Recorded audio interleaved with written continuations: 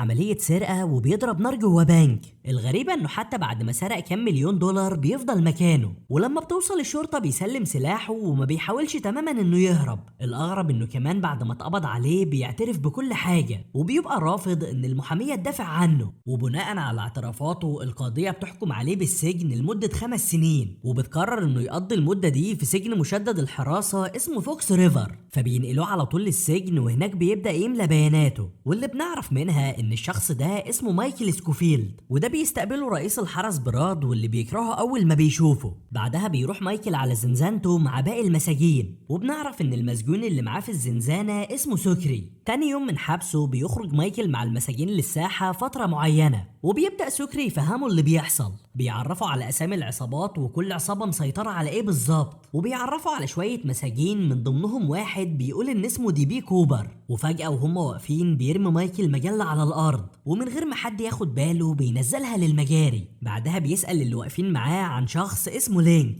وده اول ما بيسمعوا اسمه بيحذروه منه، وبياخدوا سكري يعرفوا مكانه وبيقول له انه شخص خطر، وبيعرفوا انه المفروض هيتعدم خلال شهر لانه قتل اخو نائب الرئيس. ولان مايكل عاوز يقابله بيقول له سكري ان في طريقتين، الطريقة الاولى والاسهل هي انه يقابله في الكنيسة، والتانية والمستحيلة هي انه يقابله في الاشغال اللي بيعملها المساجين، بس دي علشان يخرج لها لازم يكون الاول من ضمن العمال. المشكلة بقى ان اللي بيختار العمال دول هو جون ابرودزي، اخطر رئيس عصابة في المدينة واللي مسجون معاهم حاليا. ولان سكري مستغرب من اسئلة مايكل بيسأله عن سبب اهتمامه بلينك، فبيفاجئوا مايكل وبيعرفوا ان لينك ده يبقى اخوه. وعلى عكس تحذيرات سكري بيروح مايكل يتكلم مع جون ابرودزي، ومن غير مقدمات بيطلب منه يسجله في قائمة اشغال السجن. بس لان ابرودزي رافض يتكلم معاه اصلا، مايكل بيسيب له ورقة على شكل طائر، وبيقول له اول ما يغير رأيه يعرفه، وبيسيبه ويمشي. في نفس الوقت بره السجن بنشوف 2 من عصابة أبرودزي بيتكلموا، وواحد منهم بيقول للتاني إنهم أخيرا لقوا الشاهد اللي هيسجن أبرودزي، وبيديله جواب بيقوله إن في شخص مجهول بعته لهم فيه كل المعلومات. ومن كلامهم بنعرف إن الشاهد ده اسمه فيبوناتشي. وبنرجع لمايكل وهو جوه عيادة السجن، هناك بياخد جرعات انسولين لانه كاتب في اوراقه انه مريض سكر. وبنعرف ان الدكتوره المسؤوله عن العياده اسمها ساره تانكريدي. ومره واحده اول ما بتخرج ساره لبره، مايكل بيخرج واحده من اوراقه وبيرميها في المجاري. في الناحية التانية بنروح لمقر الخدمة الرئيسي لقوات الخدمة الخاصة، هناك بنشوف شخص اسمه دان بيتكلم مع زميله اللي اسمه كيلرمان، وده بيقول له انهم اقنعوا الجميع بالموافقة على اعدام لينك ما عدا شخص واحد تبع الكنيسة اسمه ماكمور. وواضح كده من كلامهم ان لينك بريء وهم اللي مورطينه، علشان كده عاوزين عملية الاعدام تتنفذ بسرعة بحيث القضية تتقفل. بس لسه مش واضح التفاصيل ولا هم بيخططوا لايه بالظبط. وزي ما سكري قال لمايكل بيقابل لينك في الكنيسة، طبعا لينك بيتفاجئ وما بيبقاش فاهم هو ليه مسجون. المفاجأة ان مايكل بيقول له انه ناوي يهربه، وبيطلع ان هو ده سبب هجومه على البنك من البداية وتسليم نفسه. وبعد ما خلصوا كلامهم بيرجع مايكل لزنزانته، هناك بيجي واحد من الحراس يقول له يجهز لانه هيقابل مدير السجن. وفعلا بياخد مايكل يقابل المدير واللي بنعرف ان اسمه بوب، وده بيبقى مستغرب من حبس مايكل لانه مهندس، وواضح ان حياته كانت كويسة جدا ومش مجرم نهائي، علشان كده بيعرض عليه انه يبعده عن المساجين في مقابل خدمة. والخدمة دي هي انه يساعده في صناعة مجسم تاج محل كهدية لمراته، بما انه مهندس معماري ويقدر يكمله من غير ما ينهار. وبيقول له انه ده هيبعده 3 ايام في الاسبوع عن المساجين بحيث يكون في امان اكتر. لكن مايكل بيرفض على الرغم من تهديدات بوب، واللي بينادي على حارس على طول يجي يرجعه لزنزانته. ولما بينزل مايكل من عنده بيجي وقت الزيارات للسجن، والزيارة دي بتقابله فيها فيرونيكا، نفس المحامية اللي كانت بتدافع عنه في قضيته. ودي بنعرف انها قريبة من عيلتهم لانها كانت خطيبة لينك، ولانها خايفة على مايكل بتقوله يوقف اللي هو بيعمله. لكن مايكل بيرفض وبيصمم برضه انه ينقذ اخوه، وبيقول لها انها لو عاوزة تساعدهم تحقق تاني في القضية وتتأكد من الأدلة لانها كلها مزورة وتوصل للحقيقة. وبنروح للاتنين اللي اسمهم دان وكيلرمان، وهم رايحين للقس ماكمور بيحاولوا يقنعوه انه يتكلم مع الحاكم بما انه صاحبه ويغير رأيه في اعدام المسجون لينك ويخلي العملية تتم بشكل اسرع، حتى انهم بيلمحوا له بتهديد انهم هيدمروا حياته باي طريقة لو رفض. لكن على الرغم من كده ماكمور بيصمم على رأيه وبيطردهم هما الاتنين. في السجن بقى بتيجي مكالمة لأبرودزي من رجالته، واللي بيعرفوه باللي حصل وإنهم لقوا الشاهد على قضيته، وبيعرفوه برضه إن المعلومات بعتها لهم شخص مجهول في جواب، وكل اللي الشخص ده بعته مع الجواب هو ورقة على شكل طائر. ولأن الأشكال دي مميزة ومعروفة باسم الأوروجامي، أبرودزي بيفهم إنه مايكل. في نفس اللحظة مايكل بيبقى مكمل في خطته اللي ما نعرفهاش لحد دلوقتي، وبنشوف ورقة الأوروجامي اللي رماها جوه العيادة تحت رجله قدام المجلة، وجنبه بيبقى قاعد المسجون اللي اسمه دي بي كوبر. فبيقعد مايكل يتكلم معاه وبيحاول يقرب منه، ومن كلامهم بنعرف ان اسمه الحقيقي هو تشارلز، والسبب ان كل اللي في السجن بيقولوا عليه دي بي كوبر انه مسجون في قضية معينة، المفروض انه سرق كام مليون دولار ومحدش يعرف مكانهم الا هو. وغالبا كده مايكل بيقرب منه لان ليه دور في الخطة. وشوية وبيجي أبرودزي يتكلم مع مايكل بعد ما قفل المكالمة، وده على طول بيطلب منه انه يعرفه مكان فيبوناتشي حالا، لكن مايكل بيرفض لانه عاوز خدمات في المقابل. ساعتها أبرودزي بيأمر رجالته انهم يضربوه، فبيهاجم مايكل أبرودزي نفسه وبيوقعه على الارض، وبسبب الخناقة دي الحراس بيضربوا عليهم طلقات تحذيرية. بعدها بييجوا ياخدوا مايكل يقابل بوب، واللي بيقوله انه كان واخد عنه فكرة غلط ومفكره مش بتاع مشاكل، ولانه رفض عرضه في الاول بوب بيعاقبه ب90 يوم حبس في الانفرادي. طبعا مايكل بيتصدم لان في المدة دي اخوه هيكون اتعدم، علشان كده بيقول له انه مجسم تاج محل مسألة وقت وهينهار، وانه لو اتدخل دلوقتي وصلحه ممكن يحافظ عليه. فبيوافق بوب اكيد لان الهدية دي مهمة جدا بالنسبة له. في نفس الليلة جوه بيت ماكمور بيحس بحركة حواليه وهو نايم، وللأسف لأنه رفض يغير موقفه بيخلصوا منه للأبد.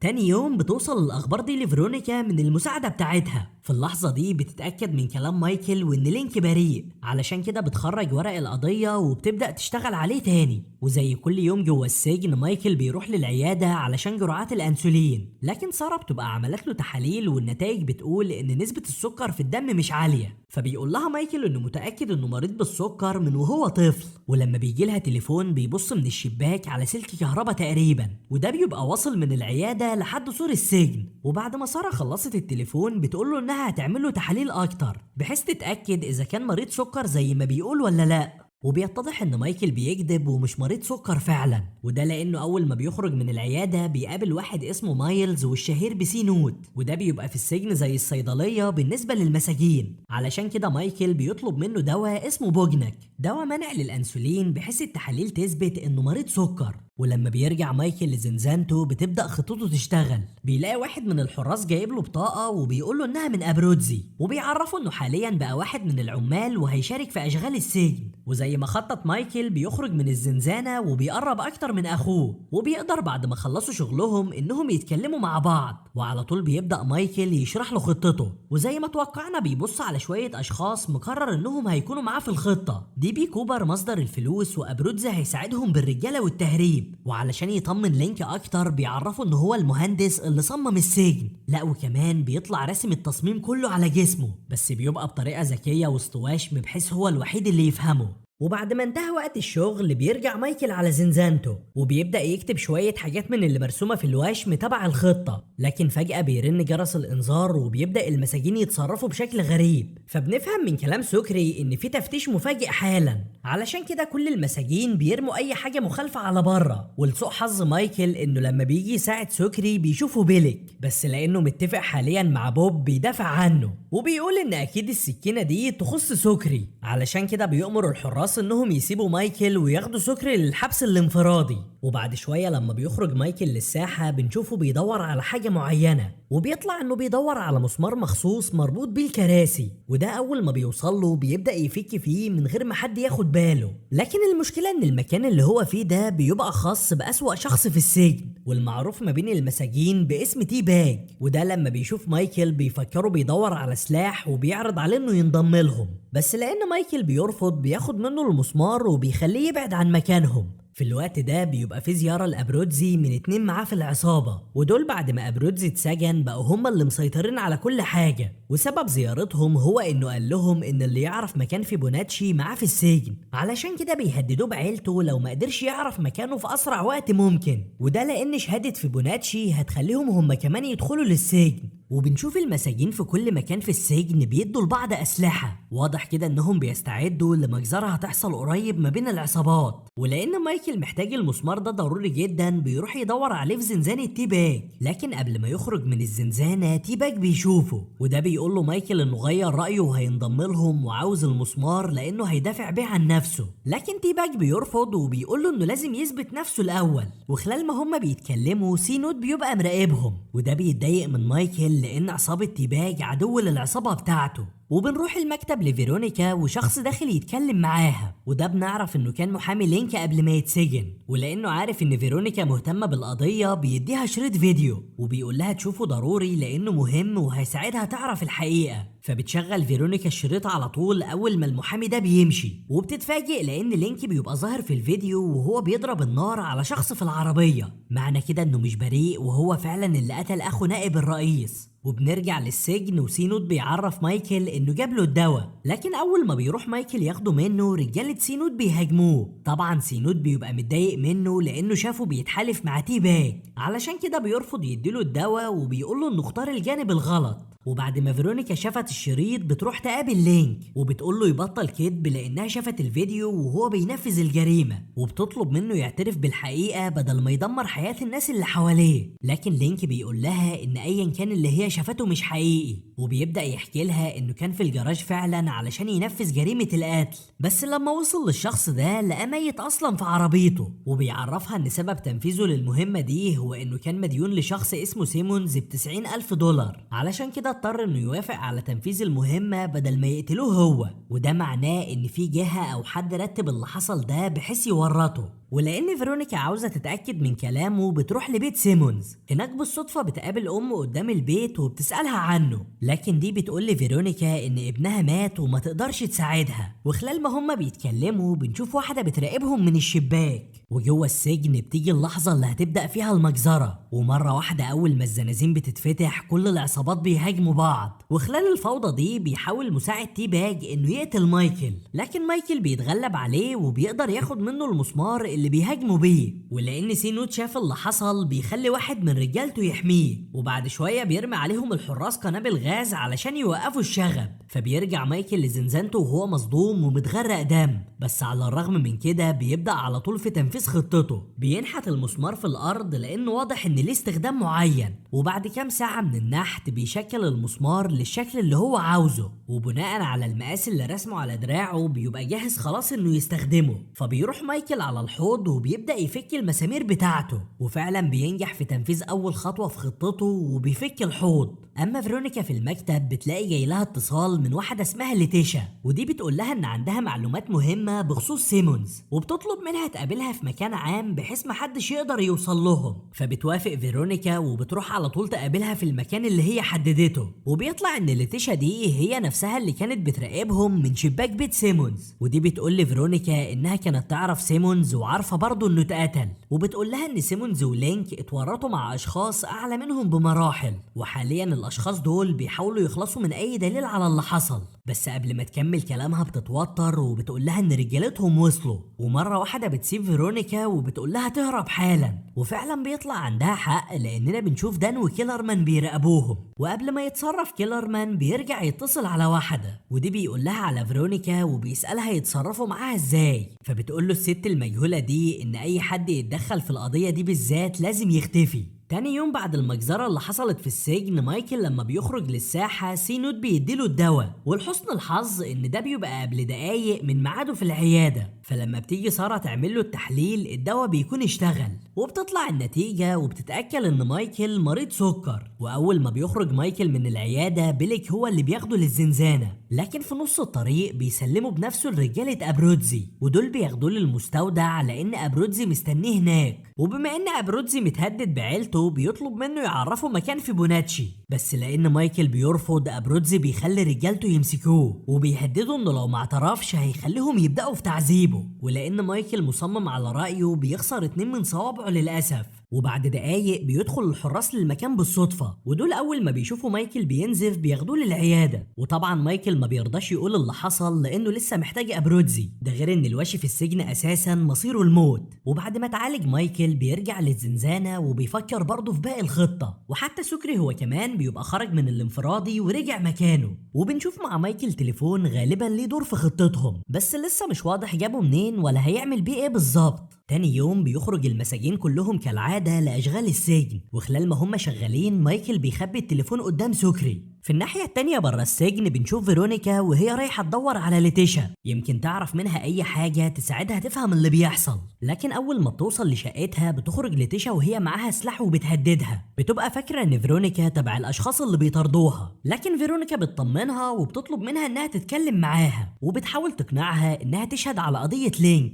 أو على الأقل تعرفها أي حاجة وتقول لها مين اللي بيطاردوها. فبتوافق ليتيشا انها تتكلم معاها وتحكي لها كل حاجه من الاول. وفعلا بيخرجوا من شقتها وبتروح مع فيرونيكا لمكتبها، وبتبدا تحكي لفيرونيكا اللي حصل مع سيمونز، وبتقول لها انه قبل ما يموت بيوم جاله اشخاص يقابلوه، ومن شكل وتصرفات الاشخاص دول عرفت انهم تبع الحكومه. وبعد ما حكت لفيرونيكا اغلب اللي هي تعرفه بتخرج تستريح شويه بره. الكارثه انها بعد ما بتخرج على طول بيدخل كيلرمان لفيرونيكا، وده بيعرف بنفسه وبيقول لها انه من قوات الخدمه السريه، وبيقول لها انهم عرفوا انها بتحقق في قضيه المتهم اللي اسمه لينك، وهم مهتمين جدا بالقضيه دي لانها تخص نائب الرئيس، فلو وصلت لاي ادله مهمه تعرفهم بحيث يساعدوها ويوصلوا للحقيقه. وبيديها كارت علشان تتواصل معاه وبيسيبها ويمشي. المشكله ان لما فيرونيكا بتخرج تدور على ليتيشا مش بتلاقيها، وبيطلع ان دان وكيلرمان خطفوها وهم ماشيين. وبعد كام ساعه بنشوفهم بيقفوا بالعربيه في الغابه، هناك بيخرجوا ليتيشا وكيلرمان بيأمر دان انه يخلص عليها، بس لان دان متردد انه يقتلها ليتيشا بتقدر تهرب منه. لكن للاسف كيلرمان بيلحقها وبيضربها هو بالنار. وجوه السجن لينك بيبقى داخل من الساحه وراجع لزنزانته، بس قبل ما يدخل بيتكلم مع رئيس الحرس بيليك، والغريبه انه بيقول له انه عارف واحد من المساجين معاه تليفون، وفي مقابل انه يفضل شويه اكتر في الساحه بيقول له على اسم سكري. فبيجيبوا بيليك على طول وبيبدأ يحقق معاه، وبيطلب منه يعرفه مكان التليفون ده، والا هيقلب حياته الجحيم وهيمنع عنه الزيارات. طبعا سكري بيبقى ممكن يقوله على مايكل ومكان التليفون وينقذ نفسه، لكن بعد دقايق بيليك بيرجعه تاني لأشغال السجن، وبيطلع ان سكري قرر يخسر كل حاجة عادي وما يخونش مايكل.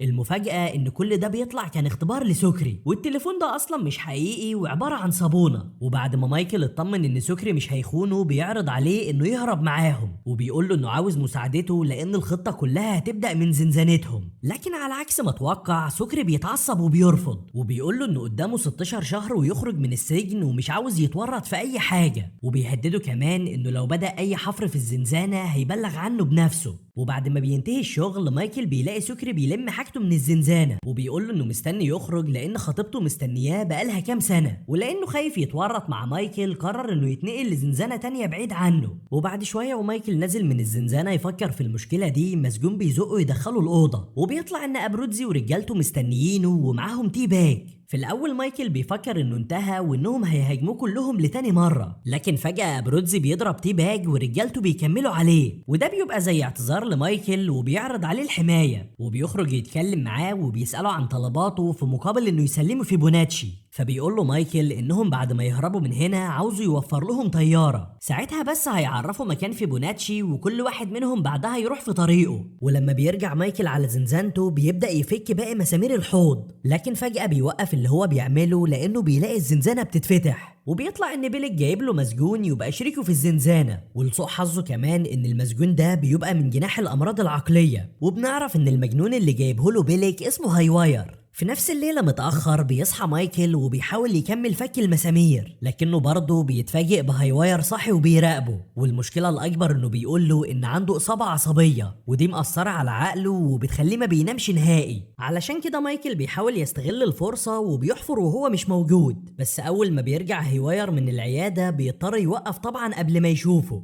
المفاجأة إن هايواير لما بيشوف وشم مايكل بيلاحظ فيه حاجة غريبة، لكن مايكل بيقول له إنه مجرد وشم وبيسيبه وبيخرج على على الساحة، ولأنه مش عارف يتصرف ازاي في المشكلة دي بيروح يتكلم مع جون وبيقول له انه مش عارف يحفر في الزنزانة وشريكه الجديد ده موجود، لكن جون بيقول له ان دي مشكلته ولازم يتصرف، وبيهدده انه لو خلف الاتفاق اللي ما بينهم هيقتله. وفي وقت الزيارة سكري بيلاقي ان ابن عمه اللي اسمه هيكتور هو اللي جاي يزوره، فبيستغرب سكري لان المفروض خطيبته ماري كروز هي اللي كانت تيجي، لكن بيطلع ان هيكتور جاي يبلغه رسالة منها، وده بيقول له ان ماري كروز سابته ودلوقتي هما الاتنين اتخطبوا. طبعا كلامه بيخلي سكري يتعصب وبيتدخل الحراس علشان يرجعوه للحبس، اما مايكل بيكون شغال على الخطة وبيقدر انه يرشي المسجون اللي ماسك المخزن، فبيسمح له انه يدخل للمخزن وياخد اللي هو عاوزه. لكن فجأة مايكل اول ما بيسمع بيليك داخل للمكان بيخبي كل حاجة، ولان بيليك شاكك فيه وبيكرهه اصلا بيفتشه، بس على الرغم من كده مش بيلاقي حاجة لان مايكل مخبيهم بطريقة ذكية. وبعد اختفاء لتيشا بتروح فيرونيكا لمؤسسة اسمها مشروع العدالة، هناك بتقابل المدير بين والمساعد بتاعه نيك سافرين، ودي بتقول لهم فيرونيكا على قضية لينك وكل اللي هي وصلت له، وبتطلب مساعدتهم بما انهم بيساعدوا القضايا الصعبة. لكن بين بيرفض وبيقول لها ان القضية دي منتهية، وحتى لو اتدخلوا فهم مش هيقدروا يغيروا فيها اي حاجة، ومن الافضل انهم يستخدموا المحاميين اللي معاهم لقضايا فيها امل. المفاجأة اننا بنعرف ان خلال كل الفترة دي دان بيكون مراقب فيرونيكا،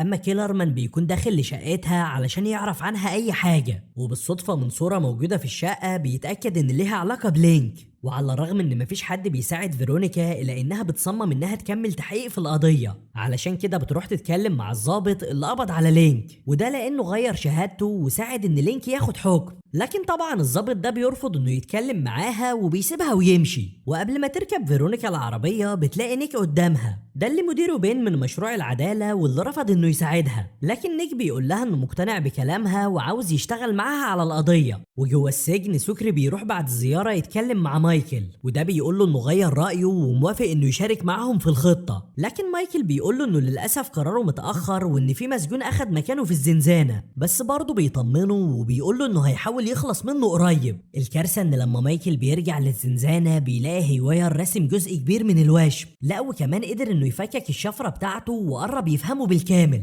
ساعتها مايكل بيفهم ان هيواير مشكلة اكبر مما كان يتوقع، علشان كده بيبدأ يخبط دماغه في قضبان الزنزانة، وبينادي على الحراس وبيقول لهم ان هيواير حاول يقتله، وبما ان هيواير مريض عقلي بياخدوه على طول لجناح الامراض العقلية، وبكده يبقى خلص منه ورجع سكري تاني زي الاول. وبسبب إصابة مايكل بيروح للعيادة، هناك قبل ما الدكتورة تدخل بيفض خليط المركبات اللي هو سرقها في البلاعة، ودول بيتفاعلوا بشكل غريب بس لسه مش واضح الهدف منهم. وبره السجن بيجي اتصال لدان وكيلرمان بين الست اللي ما نعرفهاش لحد دلوقت، ودي بتقول لهم ان وجود مايكل مع اخوه في نفس السجن اكيد مش صدفة، وغالبا مايكل بيخطط لحاجة ممكن تعطل مخططاتهم، علشان كده بتأمرهم ينقلوه من السجن ده في اسرع وقت ممكن. في نفس الوقت فيرونيكا بتكون مع نيك بيقابلوا لينك، ودي بتعرف لينك ان نيك هيشتغل معاها على القضية، علشان كده بتطلب منه يحكي تفاصيل كل اللي حصل معاه في ليلة القبض عليه. فبيقول لها لينك انه لما وصل للعربية لقى الهدف بتاعه ميت اصلا، فجري على شقته وهو مرعوب وبيحاول يفهم اللي حصل، بس الغريبة انه اول ما دخل للحمام لقى مسدس وبنطلون متغرق دم، وبعد دخوله الشقة بثواني ضباط الشرطة دخلوا قبضوا عليه. طبعا بيستغربوا من كلام لينك لان بصماته كانت على المسدس، ولما بيفكر لينك في الموضوع بيفتكر انه كان بيجرب اسلحة مع واحد صاحبه قبلها بليلة، فاكيد صاحبه ده بيتعاون مع اللي عاوزين يثبتوا عليه التهمة. وبعد ما لينك حكى لهم كل حاجة بيخرجوا هما الاتنين من السجن، ونيك بيطلب من فيرونيكا انها توري له شريط الفيديو بتاع الجريمة، لان على حسب كلام لينك فالفيديو ده اكيد مزور، ولو قدروا انهم يثبتوا ده ممكن يستخدموه كدليل قدام المحكمة، وبكده على الاقل هيوقفوا حكم الاعدام وهتتفتح القضية للتحقيق تاني. وبنرجع لمايكل جوه الزنزانة وهو بيتكلم مع سكري، وعلى طول بيبدأ أول خطوة في هروبهم وبيفصل الحوض عن الحيطة. بعدها بيطلب من سكري إنه يعمل صوت عالي بحيث لما يخبط في الحيطة علشان يكسرها محدش يسمعهم،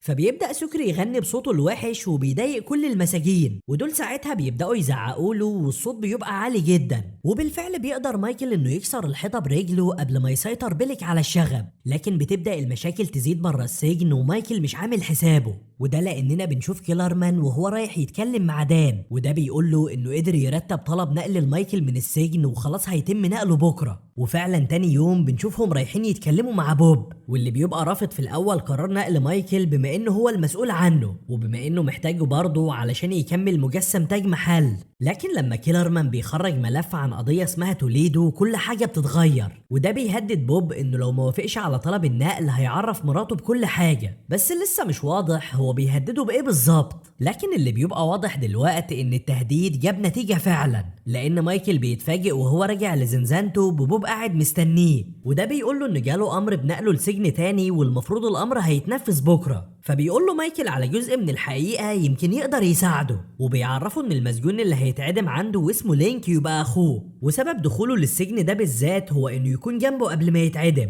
بس على الرغم من كده بوب بيقول له انه مش هيقدر يساعده، وبيعرفه ان القرار جايله من مستوى اعلى منه ولازم ينفذه غصب عنه. وبره السجن بنروح لفيرونيكا ونيك وهم بيتفرجوا على فيديو الجريمة، ولحسن الحظ بيلاحظ نيك ان في اكتر من حاجة غريبة في الفيديو. اول حاجة هي ان جسم لينك ما حصلش فيه اي رد فعل لما ضرب نار، وتاني حاجة هي ان لينك كان ظاهر بيجري بعيد عن العربية بعد ما ضرب النار، لكن بعد كده ظهر تاني في الفيديو بظهره وبدأ يفتش في العربية. معنى كده ان الشخص اللي ظهر بظهره ده واحد تاني غير لينك، ومبين البنطلون مخصوص في الفيديو علشان يبقى دليل تاني يورطه اكتر. علشان كده بيقول نيك انهم محتاجين حد خبير يكشف لهم على الفيديو. وبنرجع لمايكل في وقت الغدا وهو بيتكلم مع جون، وده بيقول له انه محتاج مفتاح من حارس معين في السجن الساعة 5:05 بالظبط، وبيقول له برضه ما يقلقش من حوار النقل وبيطمنه انه هيتصرف. وفعلا بعد ما بيخلص كلام معاه بيروح يتكلم مع تشارلز وبيعرفه بموضوع نقله، وبيسأله اذا كان في اي طريقة يقدر يوقف بيها القرار. فبيقترح عليه تشارلز انه يقدم شكوى يقول فيها انه مصاب بمرض معين ومكان السجن ده بالذات مناسب ليه علشان حالته، وبيطمنه ان حتى لو الطلب اترفض بياخد حوالي 30 يوم. طبعا ده بيبقى حل كويس جدا وهي دي المدة اللي محتاجها مايكل. علشان كده بيكتب الشكوى زي ما قاله وبيقدمها لبيليك اللي بدوره بيسلمها لبوب. بعدها بيروح يعرف سكري باللي حصل وبيطمنه انه خلاص مش هيتنقل، وعلى طول بيقول له يغطي عليه لانه لازم يخرج حالا من الفتحة اللي في الحيطة بحيث يشوف شبكة الانابيب ويدرس خطته كويس. اما جون بيبقى بينفذ المهمة المطلوبة منه، وده عن طريق انه بيخلي رجالته يعملوا شغب في ساحة السجن، وواحد منهم بيطبع شكل المفتاح اللي هم محتاجينه على صابونة. واول ما بيرجع جون لزنزانته بيبدأ في صنع المفتاح نفسه، بيخلي المساعد بتاعه يسيح فرشة سنان على شكل المفتاح بالظبط. وبعد ما مايكل شاف اللي هو عاوزه بيرجع للزنزانة وبيقول لسكري انه قدر يوصل للسطح من هنا، وده على حسب الخطة كان كل اللي هو عاوزه. وبيلاقي جون برضه هو كمان بيديله اشارة انه قدر ينفذ مهمته. وبره السجن فيرونيكا ونيك بنشوفهم رايحين لشخص يساعدهم، وده فعلا لما بيدور شوية في الفيديو بيمسك دليل مهم، والدليل ده هو ان موجات صدى صوت الرصاصة مش موجودة. ده على الرغم ان الجراج اللي هم فيه المفروض يعمل صدى صوت كبير، بس للأسف بيقول لهم ان نسخة الشريط دي ما تنفعش كدليل ولازم يكون معاهم الفيديو الأصلي بحيث يقدر يشهد في المحكمة. وبنروح لمايكل اللي بيكون عند بوب في المكتب شغال على مجسم تاج محل، بس لأن الوقت اتأخر وبوب عاوز يمشي بيطلب منه يرجع لزنزانته، لكن مايكل بيقول له انه مستخدم لزق جديد ولازم يفضل ماسكه لحد ما ينشف والا المجسم كله هيتدمر. طبعا بوب بيقلق وبيقول له يعمل اللي هو عاوزه، اهم حاجة يحافظ على المجسم ويسلمه في الوقت المحدد. واول ما بيخرج بوب بنعرف على طول ان مايكل كان بيكذب عليه، وبنعرف برضو ان المفتاح اللي نسخه جون هو مفتاح الباب الخلفي بتاع مكتب بوب. فبيفتح مايكل الباب وبيرجع على زنزانته من غير ما الحارس اللي واقف بره ياخد باله. اما بوب لما بيرجع للبيت بيتصدم لانه بيلاقي دان وكيلرمان مستنيينه، ودول بيبقوا هنا علشان يدوله اخر تحذير قبل ما يفضحوه قدام مراته، وبينبهوا عليه انه لازم ينقل مايكل بكره بالكتير. في نفس الوقت مايكل بيبقى بيتسحب من الفتحة اللي في حيطة زنزانته. المشكلة انه بعد ما بيخرج بثواني بيبدأ التفتيش وعد المساجين، ولما بيوصل بيليك لزنزانته بيفضل ينادى عليه، ولان مايكل ما بيردش بيفتح الزنزانة وبيتأكد انه فعلا مش موجود، فبيتصل على الحارس اللي في مكتب بوب وبيسأله عنه، لكن حتى ده لما بيفتح الباب يشوفه بيقول له انه مش موجود. ساعتها بيليك بيعلن حالة الطوارئ وبيبلغ ان في سجين هرب. كل ده ومايكل فوق السطح بيراقب اللي بيحصل، وبعد ما حسب وقت استجابة الشرطة وشاف اللي هو عاوزه بينزل تاني، ولأن المشكلة كبيرة بيستدعوا بوب والمكان بيتقلب. المفاجأة انهم لما بيدخلوا للمكتب بيلاقوا مايكل طالع من تحت الترابيزة، فبينهي بوب الموضوع وبيقول ان مايكل خلاص ما بقاش مشكلة بالنسبة لهم، وبيصدموا لما بيعرفوا ان امر النقل هيتنفذ تاني يوم. في الناحية التانية فيرونيكا ونيك بيبقوا داخلين لمركز الشرطة. هناك بيطلبوا من الاستقبال الشريط الأصلي لجريمة لينك، لكن اللي في الاستقبال بتقول لهم إن الفيديو ده أصلا ما بقاش موجود، وبتاخدهم لغرفة الأدلة وبتعرفهم إن حصل فيها حريق امبارح. طبعا فيرونيكا ونيك بيتأكدوا على طول إن الحريق ده مستحيل يكون صدفة. المشكلة التانية بقى إنهم لما بيرجعوا البيت فيرونيكا بيلاقوا حد اقتحم المكان، وده قدر إنه يلاقي نسخة الشريط اللي كان معاهم وسرقها، ولأن مفيش حد كان يعرف مكانها غير نيك بتبدأ فيرونيكا تشك فيه. تاني يوم جوه السجن بوب بيؤمر الحراس انهم يخرجوا مايكل، بما انه متهدد من كيلرمان بيقرر ينفذ امر النقل غصب عنه. لكن فجأة وقبل ما يخرج مايكل من البوابة بوب بيغير رأيه وبيقرر انه يتحدى تهديدات كيلرمان ويمشي السجن زي ما هو عايز. ولحسن حظ مايكل بيؤمر الحراس انهم يرجعوه تاني لزنزانته. طبعا كيلرمان اول ما بيشوف اللي حصل بيتصل على اللي بياخد منها الاوامر وبيقول لها ان الخطة فشلت. ساعتها الست دي بتديهم اوامر جديدة انهم ينفذوا الخطة البديلة. الكارثة ان الخطة دي هي انهم يقتلوا لينك جوه السجن وما يستنوش ميعاد اعدامه. وبعد ما رجع مايكل لزنزانته بيكمل على طول في تنفيذ الخطة. بيخرج من الفتحة اللي ورا الحوض علشان يستكشف الطريق اللي هيهربوا منه ويجهز كل حاجة، بس لان التفتيش اللي بيحصل كل يوم بدأ سكري بيحذره. ولحسن الحظ بيقدر مايكل المرة دي انه يرجع لمكانه في الوقت المناسب، لكنه بيقول لسكري ان التفتيش ده هيعطل خطتهم، لان المفروض الخطوة اللي بعد كده انهم هيكسروا حيطة بتوصلهم للمواسير، والمفروض المواسير دي هتوصلهم للعيادة اللي على حسب الخطة هيهربوا منها. فبيقول له سكري ان عد المساجين ده حاجة ثابتة ولازم بتحصل كل يوم ومستحيل تتلغي الا في حالة اغلاق السجن بالكامل. ومن كلامه بنعرف ان الاغلاق ده بيتم في حالة شغب المساجين الخطر، وواضح كده من تعابير وش مايكل انه وصل لفكرة يعمل بيها اغلاق للسجن. وزي ما توقعنا بنشوفه خارج تاني من الفتحة ورايح لمكان معين، وبيطلع انه قرر يعطل تكييف السجن المركزي بحيث درجة الحرارة تعلى والمساجين يتعصبوا ويتسبب في فوضى. في نفس الوقت فيرونيكا بتبقى رايحة تقابل لينك، ودي بتتفاجئ لانها بتلاقي نيك هناك اصلا، فبتحذر لينك وبتقول له ما يتكلمش معاه لانها ما بقتش تثق فيه. لكن لينك بيطمنها وبيقول لها انه اثبت حسن نيته وقدر يوصل لدليل مهم في القضية. وبيطلع ان نيك كمل هو تحقيق في القضية من غير ما فيرونيكا تعرف، وقدر يعرف ان في شخص مجهول الهوية هو اللي بلغ عن لينك، والشخص ده قال انه شافه داخل الشقة متغرق دم ومعاه مسدس. علشان كده نيك قرر انه يخلي معارفه يتتبعوا المكالمة دي يمكن يعرف مين اللي بلغ، وده خلاه يكتشف ان الشخص اللي بلغ ده كذاب ومستحيل يكون شاف لينك، وده لان المكان اللي اتعملت منه المكالمة كان من مدينة تانية اساسا. في نفس الوقت جوه السجن خطة مايكل بتكون بدأت تشتغل. درجة الحرارة بعد كام ساعة بتبقى زادت جدا، وخلال كل ده مايكل بيبقى بينقل جزء من الوشم اللي على ايده في ورقة، واول ما بيخرج المساجين بيبدأوا ما ينفذوش الاوامر لحد ما تي باج بيتكلم وبيعترض على درجة الحرارة، وبيقول ان مفيش حد من المساجين هيرجع لزنزانته غير لما يصلحوا التكييف، ولان الحارس لوحده وسط كل المساجين بيخاف من اللي بيحصل، علشان كده بيجري على بره وبيعمل اغلاق تام للسجن. وبكده مايكل يبقى نجح في تنفيذ اول جزء من الخطة، وبالتالي بيجي وقت تنفيذ تاني جزء واللي هو تدمير الحيطة. في الناحية التانية لينك بيبقى متعصب لانه كل يوم بيتأكد ان في حد بيحاول يخلص منه، فبيطمنه نيك وبيقوله انه قدر يحدد المكان اللي جات منه المكالمة، واول ما هيخرج من هنا مع فيرونيكا هياخدوا طيارة على هناك يمكن يلاقوا اي دليل. وبعد اللي حصل من تي باج الوضع في السجن بيخرج عن السيطرة، وبيقدر المساجين انهم يقتحموا اوضة المراقبة بعد ما بيلك والمساعدين بتوعه هربوا منها. الكارثة ان مفاتيح واحد من الحراس وقعت منه من غير ما ياخد باله. الكارثة الاكبر ان تي باج هو اللي بيلاقيها وبيقدر انه يفتح باب اوضة المراقبة، معنى كده ان المساجين دلوقتي يقدروا انهم يوصلوا لاي مكان في السجن. علشان كده بيلك بيرفع حالة الاغلاق للمبنى اللي هم فيه بالكامل، ولان الانذارات اشتغلت في السجن كل الزيارات بتنتهي. وبيعرف لينك من الحارس اللي معاه ان المساجين عاملين شغب، وخلال ما الحارس ده مرجعه لزنزانته بيقابله تي باج واللي معاه. طبعا تي باج اول ما بيشوف الحارس ده لوحده بتبقى فرصة بالنسبة له، ولان لينك فاهم اللي هيحصل بياخد المفاتيح من الحارس وبيحرر نفسه بسرعة، ولان الحارس ده كان بيعامله كويس بيدافع عنه. بس للاسف لان تي باج واللي معاه اعدادهم كبيرة بيقدروا انهم يتغلبوا عليه، وبعد ما اغمى على لينك بياخدوا الحارس ده معاهم كرهينة. في نفس الوقت مايكل وسكري بيبقوا خرجوا من الزنزانة لتنفيذ باقي الخطة، ودول بنشوفهم واقفين قدام الحيطة اللي المفروض يهدوها، بس لان مش معاهم اي ادوات سكري بيبقى مستغرب من خطة مايكل،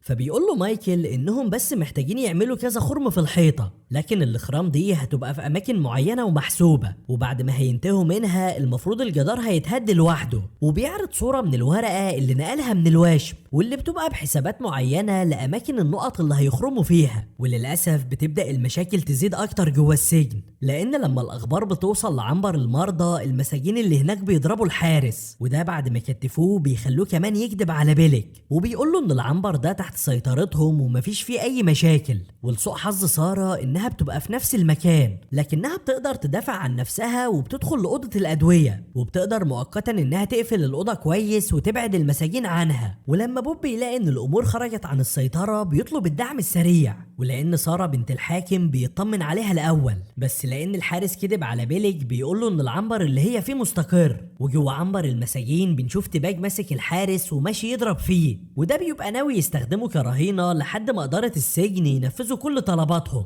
المشكلة انه وهو بيضرب فيه بيدخل لزنزانة مايكل بالصدفة، والكارثة ان لما الحوض بيتحرك الحفرة اللي وراه بتبان، معنى كده ان تيباج والحارس هو كمان عرفوا اللي بيحصل. وبعد دقايق ومايكل وسكري راجعين بيتفاجئوا بالاتنين في وشهم. طبعا تيباج على طول بيستغل الموقف وبيقول لهم انه معاهم في ايا كان اللي بيحصل ده والا هيفضحهم. المشكلة الأكبر إنه بيقول إنهم لازم يقتلوا الحارس، لأن بمجرد ما الشغب هينتهي وهيخرج هيقول على كل حاجة، لكن مايكل بيرفض تماما وبيقول إنه هيتصرف.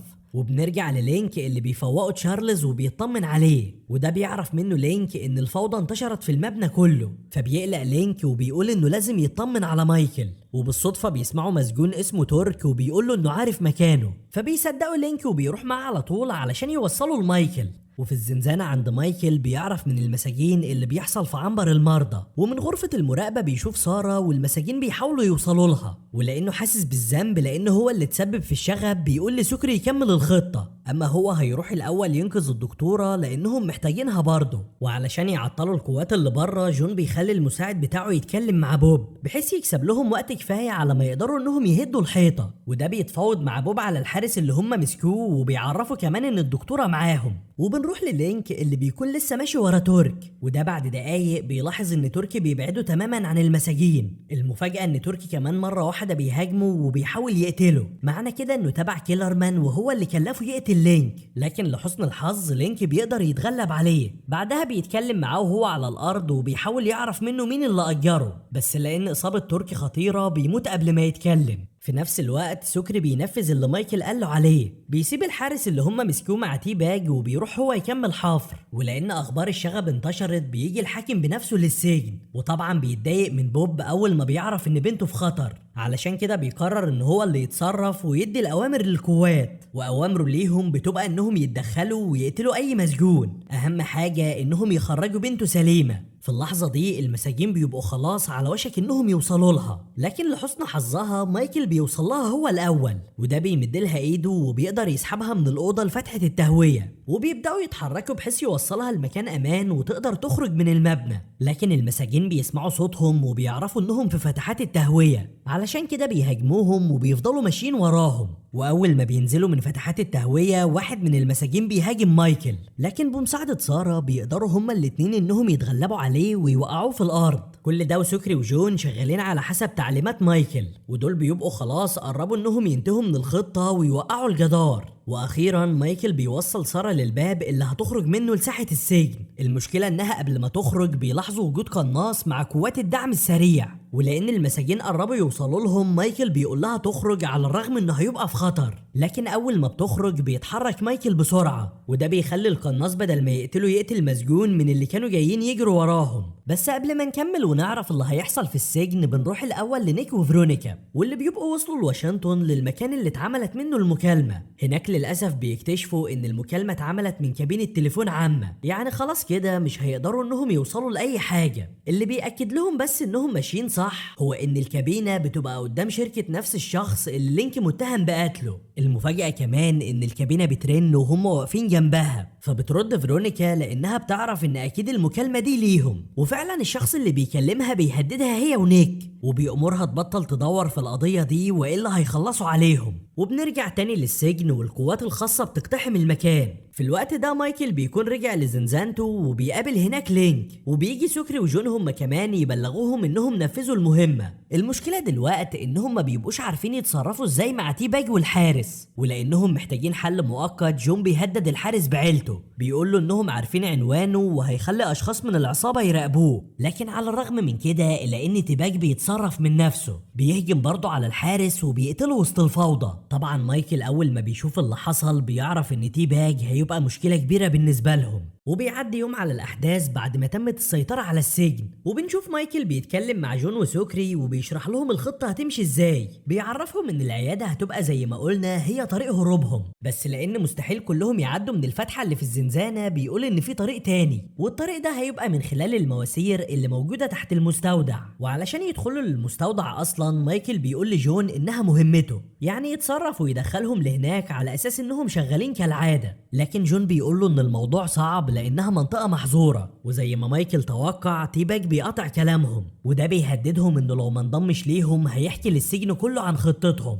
ولان فيرونيكا ونيك ما وصلوش لاي حاجه بيرجعوا للمدينه، ودول بيساعدهم جار فيرونيكا اول ما بيشوفهم في تدخيل الشنط. لكن فجاه اول ما بيفتح باب الشقه قنبله بتنفجر فيهم هما التلاته. وبنرجع لجون وهو بيتكلم مع مايكل وبيقول له انه وصل لحل، والحل ده هو انهم لازم يحرقوا المستودع. ساعتها بس الحراس هيسمحوا لهم يدخلوا لهناك علشان يرمموا المكان. والتاني مرة تي باج بيبقى مراقبهم وبيقطع كلامهم، ولانه عارف انهم مكملين في الخطة بيحذرهم لاخر مرة وبيكرر كلامه انه عاوز ينضم لهم. وفي الشقة عند فيرونيكا بنشوف كيلرمان بيتصل على اللي بياخد منها الاوامر، ودي بيقول لها انهم خلصوا من فيرونيكا ونيك للابد، وبيأكد لها انه خلص منهم فعلا لانه شاف اثار جثث في الشقة. وجوه السجن بيبتدي تفتيش الزنازين كلها. بوب يبقى امر رجالته انهم يدوروا على سلاح الجريمه ويعرفوا مين اللي قتل الحارس. طبعا ده بيقلق مايكل لان ممكن وهم بيفتشوا يلاقوا الفتحه اللي ورا الحوض، علشان كده بيقرر انهم لازم يسرعوا اكتر في تنفيذ الخطه. فبيروح على طول هو وباقي المجموعه علشان يولعوا في المستودع. لكن الصدمه انهم بيلاقوا المستودع اتحول لاستراحه للحراس، معنى كده ان الموضوع بقى اصعب بكتير من الاول. لكن مايكل بيتفاجئ لما بيلاقي تشارلز خارج من هناك، وبيعرف من لينك ان هو المسجون الوحيد اللي مسموح له بكده، لان بقاله اكتر من 30 سنه في السجن وسجله نضيف تماما. علشان كده الحراس بيثقوا فيه وبيخلوه يساعدهم. فبيروح مايكل يتكلم معاه بما انه كده كده كان هيحتاجه، وده بيعرفه بالجزء ده من خطتهم وبيقول له انه محتاج مساعدته. لكن تشارلز بيقلق وبيرفض تماما، وزي سكري ما كان بيقول في الاول بيقول هو كمان ان فاضل له كام شهر ويخرج. وبره السجن بنروح لنيك وفيرونيكا واللي بنكتشف انهم لسه عايشين، وبنعرف ان اجزاء الجثه اللي كانت في الشقه تخص جارهم اللي كان بيساعدها للاسف. وبسبب اللي حصل فيرونيكا بتقول انهم لازم يبلغوا الشرطه، لكن نيك بيرفض وبيقول لها ان دي فرصه كويسه بالنسبه لهم، ولازم يستغلوا ان المنظمه دي فاكرين انهم ميتين بحيث يقدروا هم يتحركوا براحتهم ويحققوا في القضيه. المشكله اننا بنشوف دان وكيلرمان عند بيت ال جي ابن لينك، بيبقوا فاكرين ان ال جي وامه ممكن يكونوا عارفين حاجه عن القضيه، علشان كده بيهاجموهم كلهم في البيت. وقبل ما يهرب ال جي او يتصل بالشرطه بيلاقي كيلرمان وراه، بس لحسن حظه ان جوز امه بينقذه في اخر لحظه، ولان امه وجوزها ماتوا بيضطر ال جي انه يهرب. وده بعد شويه بيلاقي كيلرمان بيتصل عليه من تليفون امه وبيقول له يسلم نفسه، وبيعرفوا انهم رتبوا مسرح الجريمه وحطوا بصماته على المسدس، يعني حتى لو هرب منهم دلوقتي هيخلوا شرطه المدينه كلها تطارده. لكن ال جي بيرفض انه يسمع كلامه وبيقفل المكالمه وبيكمل هروب. وجوه السجن بيليك بيروح يتكلم مع تشارلز وبيقول له ان الحارس اللي اتقتل كان قدام زنزانته، معنى كده انه اكيد عارف مين المسجون اللي قتله. لكن تشارلز بيقول له انه ما يعرفش، وبيقول انه حتى لو يعرف ما يقدرش يقول له لان مصير اي وشي في السجن الموت. في نفس الوقت بتوصل اخبار اللي حصل لام ال جي وجوزها البوب، وده بيروح يبلغ لينك وبيعرفه ان ابنه هو المتهم، وبيعرفه برضه انه مختفي لحد دلوقتي والشرطه بتدور عليه. طبعا لينك بيتعصب وبيتضايق لانه عارف ان كل ده بسبب قضيته. وبنرجع لتشارلز اللي بيلاقي المساجين ملمومين قدام زنزانته، وبيتصدم لانه بيلاقي قطته اللي رجعها مايكل مقتوله.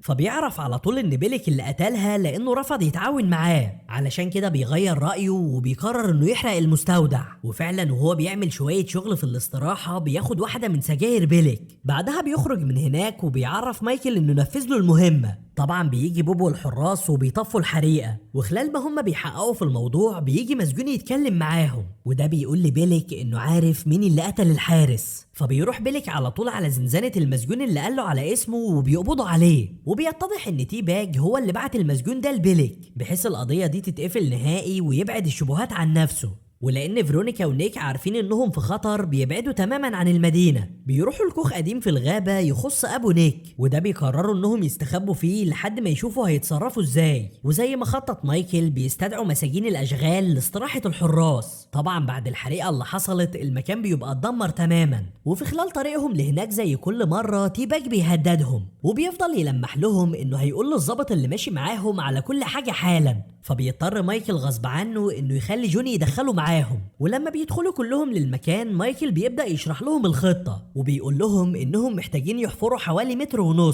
لحد ما يوصلوا للمواسير اللي المفروض توصلهم للعيادة. فبيبدأوا على طول الحفر في المكان اللي مايكل قال عليه اول ما الحراس بيبعدوا عنهم.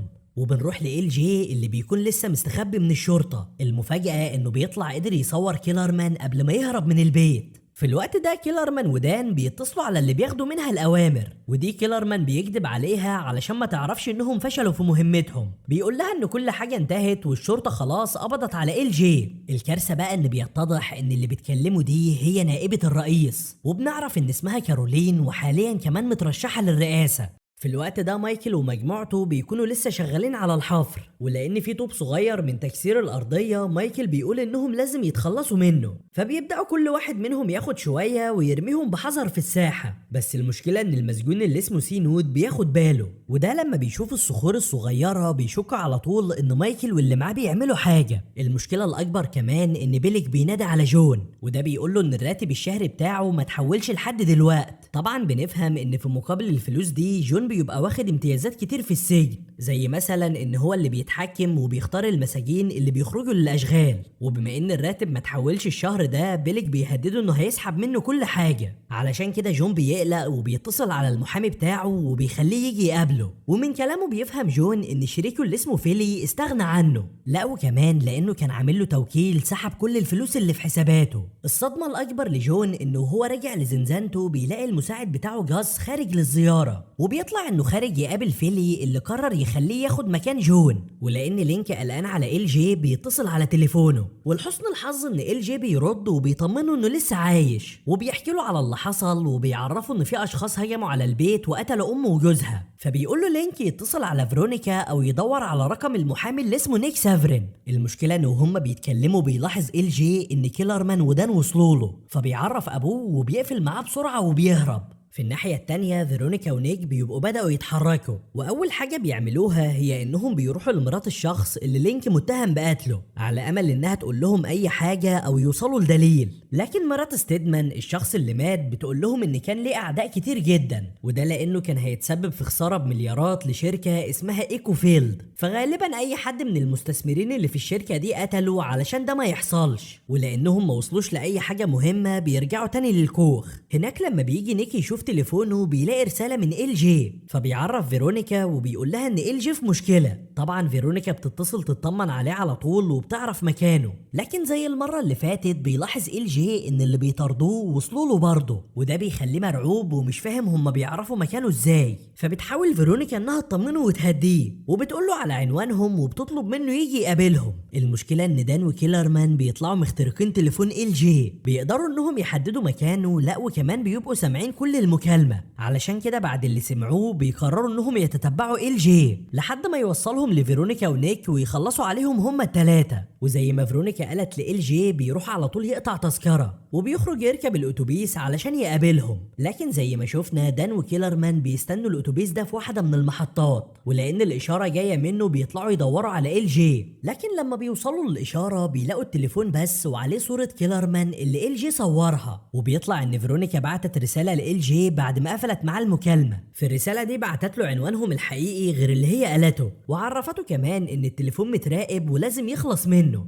وجوه السجن بتوصل رسالة لينك من فيرونيكا والرسالة دي بتبقى مكتوبة بشفرة يفهمها لينك بس، وده بيطمن منها لما بيعرف ان ال جي في امان دلوقتي ومعاهم. وعلى طول بيكمل مايكل وباقي الفريق شغلهم جوه الاستراحة، لكن فجأة بيدخل عليهم بيليك وبيقول لجون انه عاوز يتكلم معاه، ولحسن الحظ ما بيكتشفش الحفرة اللي هم حفروها، وده لان سكر اتصرف وحط لوحة خشب عليها قبل ما يدخل. وبتزيد المشاكل اكتر لما جون بيتكلم مع بيليك، لان بيليك بيقول له ان ميعاد دفع الراتب الشهر انتهى، علشان كده بيعرفه ان مجموعة اشغال السجن ما بقتش تحت ادارته، وبيقول له ياخد المساجين اللي معاه دول ويسلموا الادوات ويرجعوا كلهم للساحة. فبيضطر جون غصب عنه انه ينفذ اوامره فعلا، وبيطلع ان اللي هيمسك مكانه هنا برضه هو المساعد بتاعه جاس، ودي كارثة بالنسبة لهم لانها بتبقى مسألة وقت مش اكتر قبل ما يلاقوا الحفرة. ولان فيلي هو سبب المشكلة دي، جون بيروح يتكلم مع مايكل وبيقول له انهم لازم يلاقوا طريقة بسرعة علشان يرجعوا زي ما كانوا، والحل الوحيد لكده هو انه يعرفوا مكان فيبوناتشي، بحيث يعرف هو فيلي ويخليه يدفع الفلوس لبيليك ويرجع لمكانه تاني جوه السجن. بس لان مايكل متردد ومش عارف يتصرف ازاي، بيروح يتكلم مع لينك بيقول له انه علشان ينقذه لازم هيضحي بحياة شخص بريء. فبيطمنه لينك وبيقول له يفكر كويس وايا كان اختياره فهو موافق عليه. وخلال ما هم في مشكلتهم دي بنشوف سي نود بيتكلم مع جاس، وده بيقول له انه عاوزه يشغله معاه في مقابل انه يديله $150 كل شهر. وطبعا غرض سي نوت من كل ده انه يتاكد من شكوكه ويشوف اذا كان مايكل ومجموعته بيحفروا جوه الاستراحه فعلا ولا لا. ولان مايكل عاوز يحل المشكله بيروح يتكلم مع جون وبيقول له انه موافق انه يعرفهم مكان فيبوناتشي،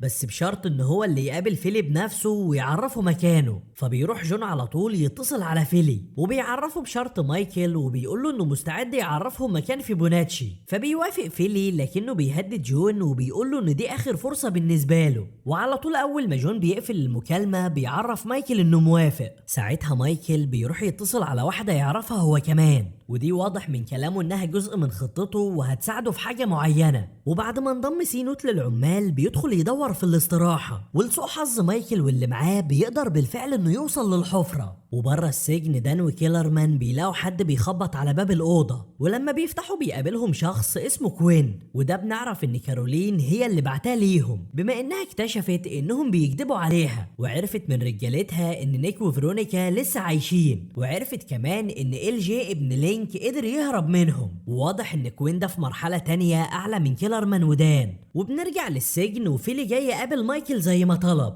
وعلى عكس ما جون اتوقع مايكل بيطلب $200,000 في المقابل. علشان كده جون بيتعصب وبيقول له ان ده ما كانش اتفاقهم، وعلشان يهدده ويخليه يتكلم بيخرج صورة لفيرونيكا وبيقول له ان رجالته بيراقبوها حاليا ومستنيين بس امر منه. كل ده بيحصل قدام فيلي واللي بيبقى عاجبه تصرف جون، ولان مايكل متهدد ومضطر بيعرف فيلي مكان فيبوناتشي بالتفاصيل. بعدها فيلي بيقول له يسيبهم ويرجع هو لزنزانته، وقبل ما يمشي فيلي بيسلم على جون وبيبقى فرحان منه جدا، وبيوعده ان كل حاجة جوه السجن هترجع زي ما كانت. في نفس الوقت بنشوف كوين وهو رايح يقابل شخص اسمه سيباستيان، واللي بنعرف انه كان خطيب فيرونيكا بس انفصلوا عن بعض من زمان. وبعد دقايق من زيارة كوين بتتفاجئ فيرونيكا ان جاي لها رسالة من سيباستيان بيطمن عليها وبيقول لها انه عرف بموضوع انفجار الشقة. فبتقول له فيرونيكا انها بخير وبتنهي الكلام معاه بسرعة، وللاسف بيطلع ان كوين قتل سيباستيان وبيستخدم جهازه. وعلى الرغم ان فيرونيكا قفلت معاه لانه بيبقى وصل للي هو عاوزه، بيقدر من خلال اجهزته انه يحدد مكان الجهاز اللي فيرونيكا بتستخدمه. في نفس الليلة فيلي بيبقى واخد اهم رجالته ورايح للعنوان اللي مايكل اداهوله، لكن اول ما بيقربوا من البيت بنعرف ان مايكل ضحك عليه، لان مرة واحدة بيخرج ضباط من كل مكان وبيحاصروهم. تاني يوم على طول بتوصل الاخبار دي لجون جوه السجن، واللي بيروح لزنزانة مايكل وبيقول له ان فيلي اتقبض عليه. المفاجأة انه بيبقى فرحان وبيقول له ان خطتهم نجحت،